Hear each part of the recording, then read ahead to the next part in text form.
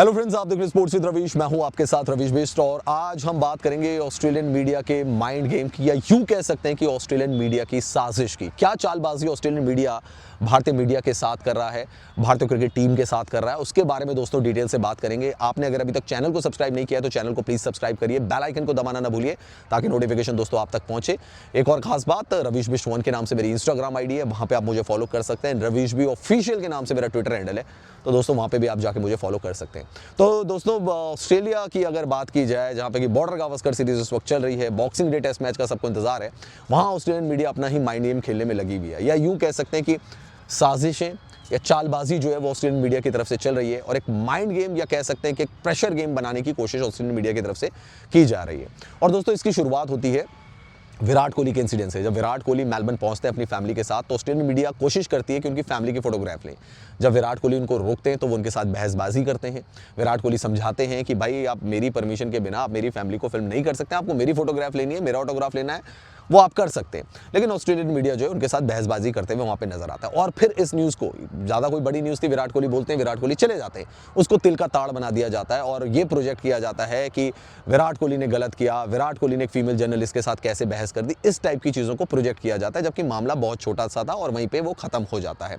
लेकिन Australian media को एक चांस मिल जाता है इंडियन प्लेयर के ऊपर हमला करने का या इंडियन टीम के ऊपर अटैक करने का, एक उनको चांस मिल जाता है। अभी ये मुद्दा सुलझा भी नहीं था कि रविंद्र जडेजा जब प्रेस कॉन्फ्रेंस करने आते हैं, जिस प्रेस कॉन्फ्रेंस ऑस्ट्रेलियन मीडिया को बुलाया भी नहीं गया था, उनके कुछ लोकल जर्नलिस्ट वहां पे आ जाते हैं, वहां पर वो इंडियन मीडिया मैनेजर के साथ भी बहस करते हुए नजर आते हैं कि आपने हमें सवाल नहीं दिया, इंग्लिश का कोई क्वेश्चन नहीं हुआ, जबकि रविंद्र जडेजा इतने कंफर्टेबल नहीं है इंग्लिश में, या अगर हूं भी तो भी वो वहां पे आते हैं अपनी नेटिव लैंग्वेज में हिंदुस्तान के पत्रकारों के सवालों के जवाब देते हैं, सबके सवालों के जवाब देते हैं, उसके बाद वो चले जाते हैं। भारत के जो मीडिया मैनेजर हैं, यानी कि बीसीसीआई के जो मीडिया मैनेजर हैं मॉलिन पारेख, वो बहुत आसान और बहुत सरल शब्दों में उनको समझाने की कोशिश करते हैं कि देखिए हमें जाना है, बस हमारी लेट हो रही है।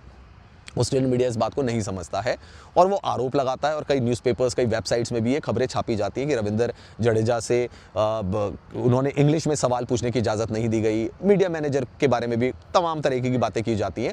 हालांकि मैं आपको बता दूं कि मैं मॉलिन को क्योंकि पर्सनली भी जानता हूं, काफ़ी सालों से वो बीसीसीआई के मीडिया मैनेजर हैं, बहुत अच्छे तरीके से बात करते हैं, बहुत अच्छे तरीके से हैंडल करते हैं, गुस्सा नहीं होता उनको कभी भी, सोल्यूशन निकालने की कोशिश करते हैं। इंडियन जर्नलिस्ट भी कहीं पर भी कुछ चीज़ फंसती है तो उसका सॉल्यूशन निकालने की उनकी हमेशा से एक कोशिश रहती है, और यहाँ पर भी उनकी यही कोशिश थी। अगर आप वीडियो में भी देखेंगे तो वहाँ पे भी मॉलिन उनको बोल रहे हैं कि भाई थोड़ा लेट हो रहा है, हम जा रहे हैं। एंड इंग्लिश के जहाँ तक सवालों की बात थी, उनको भी वो बहुत अच्छे तरीके से हैंडल करते हैं। पर पता नहीं, मतलब ऑस्ट्रेलियन मीडिया शायद अपना माइंडसेट बना के आया रहता है और वो वहाँ पे क्रिटिसाइज़ करता है कि हमें इंग्लिश में सवाल नहीं पूछने दिए गए। भाई पहली बात तो ये कि रविंद्र जडेजा इंग्लिश में कंफर्टेबल नहीं है। सेम प्रेस कॉन्फ्रेंस हुई थी जब केएल राहुल आए थे प्रेस कॉन्फ्रेंस में, तब हिंदी के सवाल नहीं थे क्योंकि केएल राहुल आए थे, उनके पास भी एक लिमिटेड टाइम था, खिलाड़ी को प्रैक्टिस भी करनी होती, तब ऑस्ट्रेलियन जर्नलिस्टों को सवाल दिए गए थे और उन्होंने सवाल पूछे भी थे।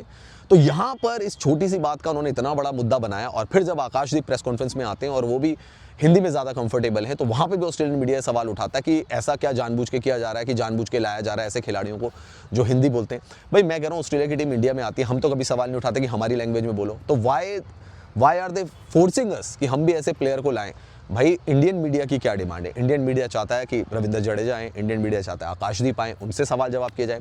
अब अगर ऑस्ट्रेलिया को सवाल पूछने हैं तो वो भाई सवाल पूछे, मतलब या हमारे सवालों का ट्रांसलेशन कर ले।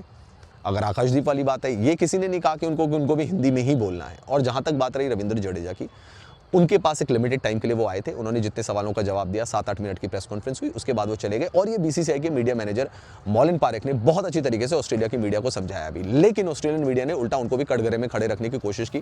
पहली बार मैं देख रहा हूँ किसी टूर में किसी मीडिया मैनेजर के ऊपर हमला किया जा रहा है, उनके ऊपर इतने सवाल जवाब उठाए जा रहे हैं। तो दोस्तों मुझे लगता है कि ये पूरा माइंड गेम है ऑस्ट्रेलिया का, चालबाजी ऑस्ट्रेलियन मीडिया की तरफ से की जा रही है, क्योंकि उनको 12th मैन कहा जाता है ऑस्ट्रेलियन क्रिकेट टीम का, और वो यही कोशिश करना चाह रहे हैं कि मेलबर्न टेस्ट मैच में किसी भी तरीके से इंडियन टीम के ऊपर एक दबाव बनाने की कोशिश करें, क्योंकि उनको भी पता है कि ऑस्ट्रेलियन टीम अभी हाई मोमेंटम में नहीं है बल्कि लो में है। आप देख सकते हैं उनके 3 टेस्ट मैचेस के बाद भी सीरीज़ 1 ऑल पर है, और लास्ट में अगर ब्रिस्बेन की भी हम बात करें तो वहाँ मोमेंटम इंडिया ने पकड़ा। जिस तरीके से जसप्रीत बुमराह, आकाशदीप ने बल्लेबाजी की थी, मोमेंटम इंडिया की तरफ शिफ्ट हुआ है। तो इससे लगता है कि वो डरे हुए हैं, भन्नाए हुए हैं और इस तरीके की चालबाजी कर रहे हैं। आपका क्या कहना दोस्तों? कमेंट सेक्शन पर जाकर कमेंट जरूर करें।